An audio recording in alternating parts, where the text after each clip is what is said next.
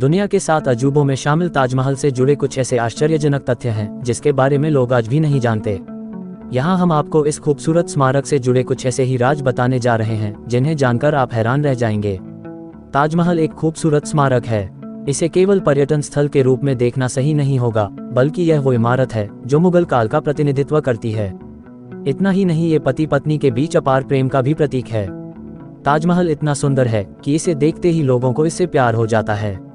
यही वजह है कि हर साल लाखों लोग इस अद्भुत स्मारक को देखने के लिए आगरा पहुंचे हैं। आपने अब तक ताजमहल के बारे में काफी कुछ सुन रखा होगा, लेकिन आज हम आपको इससे जुड़े ऐसे तथ्यों के बारे में बताएंगे जिनके बारे में अब तक आपने न तो सुना होगा और न ही कहीं पढ़ा होगा। यहाँ इसके बनने से पहले से लेकर इसके विश्व धरोहर घोषित होने और संरक्षण तक की पूरी कहानी जान पाएंगे। जिस शाहजहां ने अपनी पत्नी मुमताज के लिए ताजमहल बनवाया, वह उनकी तीसरी पत्नी थी। 14वें बच्चे को जन्म देने के बाद मुमताज महल की मौत हो गई थी। बताते हैं कि अपनी बीवी की मौत के बाद शाहजहां इतने टूट गए थे कि कुछ ही दिनों में उनके बाल और दाढ़ी सफेद हो गई थी। इसके बाद उन्होंने ताजमहल का निर्माण कराया, जिसे दुनिया का अजूबा कहा जाता है। जिस शाहजहां ने अपनी पत्नी मुमताज के लिए ताजमहल बनवाया, वह उनकी तीसरी पत्नी थी। 14वें बच्चे को जन्म देने के बाद मुमताज महल की मौत हो गई थी। बताते हैं कि अपनी बीवी की मौत के बाद शाहजहां इतने टूट गए थे कि कुछ ही दिनों में उनके बाल और दाढ़ी सफेद हो गई थी। इसके बाद उन्होंने ताजमहल का निर्माण कराया, जिसे दुनिया का अजूबा कहा जाता है। उस समय ताजमहल के निर्माण की लागत 3.2 करोड़ रुपए आंकी गई थी। आज इस कीमत में एक कोठी ही बनकर तैयार हो जाती है। ताजमहल को देखकर अनुमान लगाया जा सकता है कि इसका निर्माण यूं ही नहीं हुआ।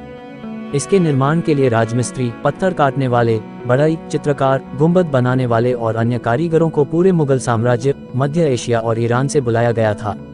इसके मुख्य वास्तुकार उस्ताद अहमद लाहौरी थे। ऐतिहासिक दस्तावेजों की माने तो ताजमहल को बनाने में 20,000 कारीगर लगे थे। किंवदंती है कि मुमताज ने शाहजहां से 4 वादे लिए थे।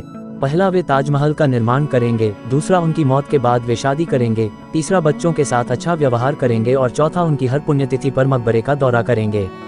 हालांकि स्वास्थ्य खराब होने के कारण वो अपना आखिरी वादा नहीं निभा सके। क्या आप जानते हैं कि ताजमहल दिन में कई बार अपना रंग बदलता है? ताजमहल सफेद संगमरमर से बना है, इसलिए जब इस पर सूरज की रोशनी पड़ती है तो ये पीले रंग का हो जाता है।